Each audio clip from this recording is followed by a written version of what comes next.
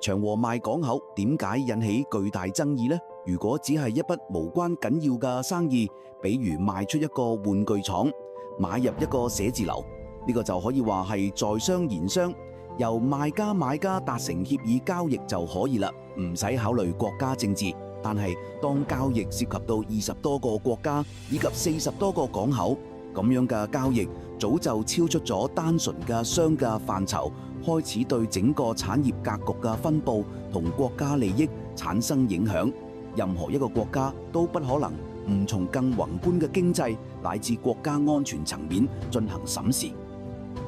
長和做咁大嘅一筆交易，對象係分佈於23個國家中嘅43個港口。佢唔單止係一筆家族生意，更係分佈於全球關鍵地帶，對國家有重要戰略意義嘅關鍵資產。喺中美正進行戰略對抗，喺全球圍繞各利益目標展開激烈爭奪嘅大背景下，將呢筆戰略資產賣俾美國，確實會將中國置於非常不利嘅位置。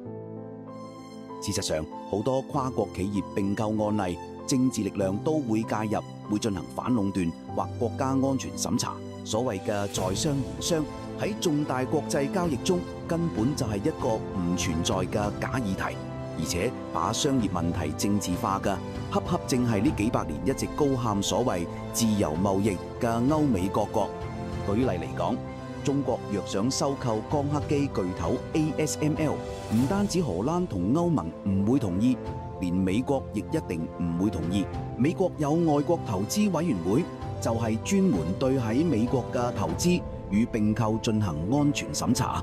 日本製鐵想要購買美國鋼鐵公司，結果呢就被美國拜登政府以有損美國經濟安全為由否決。過去多年啦，無論歐洲喺美國嘅併購，或者係美國喺歐洲嘅併購，甚至佢哋分別喺第三國嘅併購，只要交易對象夠大，都要經過繁瑣嘅反壟斷或安全審查，被否決嘅案例呢比比皆是。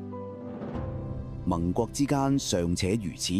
更何況係正在激烈競爭嘅中美之間呢？中國政府點可能坐視長和將呢啲港口賣俾貝萊德？香港首先係中國香港，唔係世界香港，更唔係美國香港。作為中國嘅一個特別行政區，香港要對國家盡到佢嘅政治責任。喺香港呢個城市嘅資本巨頭，亦必然要比一般人、一般企業承擔更多政治責任。特朗普再次上任之後，正加緊對中國進行打壓壓制，明確聲稱要把巴拿馬運河從中國手裏奪回美國。而且仲要對中國停靠美國港口嘅船舶徵收每艘高達上百萬元進港費。喺咁嘅情況下，呢筆交易若果成功實施，邊個知道以後美國會唔會利用對呢啲港口嘅控制權，對中國商船進出設限，從而對中國嘅經濟安全同全球貿易構成嚴重潛在危險。喺呢筆交易中，毋庸置疑，特朗普政府動用國家力量進行施壓，佢本人甚至放言威脅，而且通過操縱巴拿馬政府對長同擁有嘅2個港口進行所謂嘅審計。呢個係李嘉誠賣掉港口嘅重要原因。美國係個為維護自身利益可以無所不用其極嘅國家，而且係世界頭號強國。奉行美國優先嘅特朗普，更係乜嘢事都講得出嚟。喺咁樣巨大嘅政治脅迫壓力下，靠長和一個公司去對抗啊，確實力不從心。事實上，長和亦都唔具備任何對抗博弈能力，而且仲可能俾公司旗下其他產業帶嚟關聯風險，甚至係好似華為孟晚舟被扣留綁架咁樣嘅風險。可能正係由於呢個擔憂，長和抱住惹不起躲得起嘅心態，為避免整個集團陷入中美對抗嘅漩渦，從規避風險考慮，做出咗賣掉港口嘅決定。呢個亦都符合李嘉誠長期以嚟重視風險規避嘅經營哲學。如果話李嘉誠係乜嘢漢奸賣國賊，喺關鍵時候出賣國家利益，背叛同出賣全體中國人，呢個帽子實在扣得太大啦。至少從主觀動機上，李嘉誠唔係呢種人，亦冇必要做呢種人。佢只係冇繃緊政治呢根弦，喺美國嘅脅迫壓力下急於出手，殊不知恰恰係咁樣嘅一個想遠離中美對抗嘅避險做法，反而將自己放到咗中美對抗嘅前沿，俾自己帶嚟咗更大嘅風險同被動。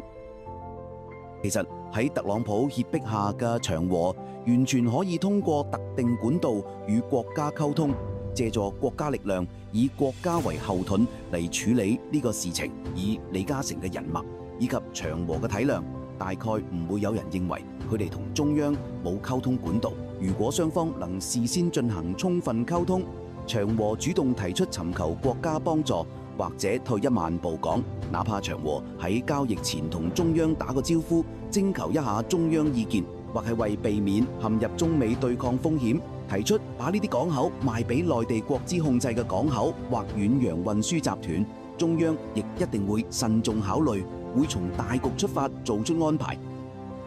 中央當然希望港資巨頭喺中美對抗嘅關鍵時刻能挺身而上，為國家利益喺商業戰場衝鋒陷陣。但另一方面，從香港嘅特殊情況出發，中央亦一定唔會勉為其難，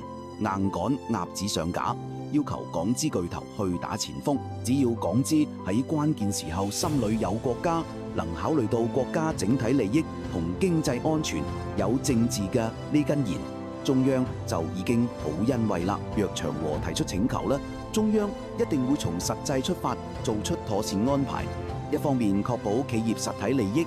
一方面最大化國家利益。遺憾嘅係，從呢件事曝光後嘅情況嚟睇，長和同中央顯然冇提前做咁嘅溝通，或者至少雙方嘅溝通係唔充分、唔暢通嘅。呢個係長和作為一個有重要影響嘅資本巨頭必須反思嘅地方。有關部門以後喺工作中亦應該強化主動作為精神同國家政治經濟安全意識。